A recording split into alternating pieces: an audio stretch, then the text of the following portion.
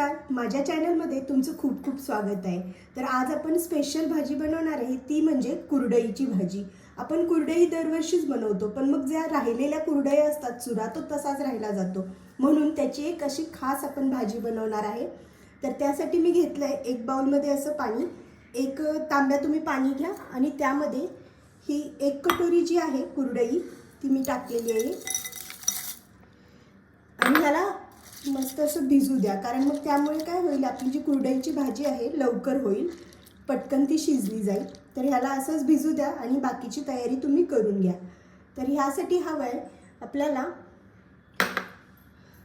हा कांदा, मी हा मोठा एक कांदा कापून घेतलेला आहे, खूप बारीक पण नाही खूप मोठा पण नाही, खूप कमी साहित्य लागते ह्यासाठी।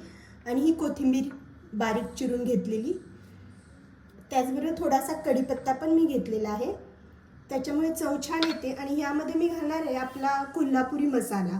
तर चला करूया आपण ही भाजी। तर कढईमध्ये मी 2 चमचे तेल घातलेलं आहे, तेल मस्त असं तापलं। आता ह्यामध्ये आपण थोडीशी मोहरी घालूया, त्याचबरोबर जिरं, थोडीशी हिंग आणि कढीपत्त्याची पाने।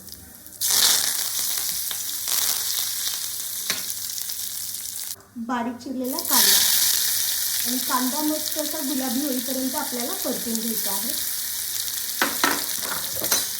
कांदा बघा मस्त असा परतून आलेला आहे, एकदम गुलाबी झाला आहे। आता ह्यामध्ये मी हा कोल्हापुरी मसाला तो टाकते 2 चमचे। तुम्हाला तिखट जास्त आवडत असेल तर थोडा जास्त टाका, कोणताही कांदा लसूण मसाला तुम्ही यामध्ये वापरला तरी चालतो।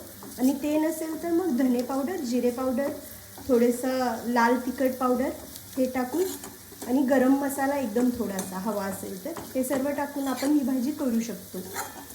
तर यामध्ये मी थोडीशी हळद पण टाकते आणि बारीक गॅसवर ही चटणी अशी मस्त कांदा लसूण मसाला भाजून घ्यायचा। आमच्याकडे ह्याला चटणी बोलतात कोल्हापूरमध्ये। ही जी कुरडई आपण भिजवलेली होती बघा कशी छान भिजली आहे एकदम। तर त्याचे मी पूर्ण पाणी काढून घेतलं आणि आता ही त्यामध्ये टाकायची। साधारणतः मला वाटतं हे 2 ते 3 असतील कुरडया। 5 मिनिटं बारीक गॅसवर मी याला झाकण ठेवून वाफ दिलेली आहे। हे बघा कसं याला तेल सुटले। कोल्हापुरी मसाला तिखट जरी जास्त नसला तरी त्याचे जो कलर असतो तो खूप छान असतो, एकदम लाल लाल दिसतं। जी बेडगी मिरची असते ती त्यामध्ये वापरलेली असते। तर मस्त हे बघा किती अशी वाफवून आली आहे, खूप छान दिसते आणि चवीलाही खूप छान होते ही। तर आता यामध्ये मी मीठ टाकलेलं नाही आहे, कारण आपण जेव्हा कुरवडी किंवा कुरडई बनवतो त्यामध्ये आपण मीठ टाकलेलं असतं, त्यामुळे मी यामध्ये तर मीठ नाही टाकले, कारण खूप थोडीशी मी ही भाजी केलेली आहे। आता यामध्ये मी थोडीशी कोथिंबीर टाकते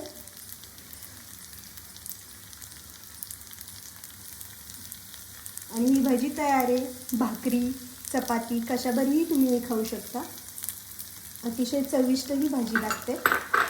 तर जर तुम्हाला ही माझी रेसिपी आवडली असेल तर जरूर तुम्ही ट्राय करा। माझ्या रेसिपी मी हिंदीमध्येही करते आणि मराठीमध्येही, तर आज मी मराठीमध्ये ही रेसिपी केलेली आहे। तर तुम्हाला आवडली तर जरूर करा आणि माझ्या चॅनलला लाईक करा, शेअर करा आणि सबस्क्राईब पण जरूर करा। धन्यवाद।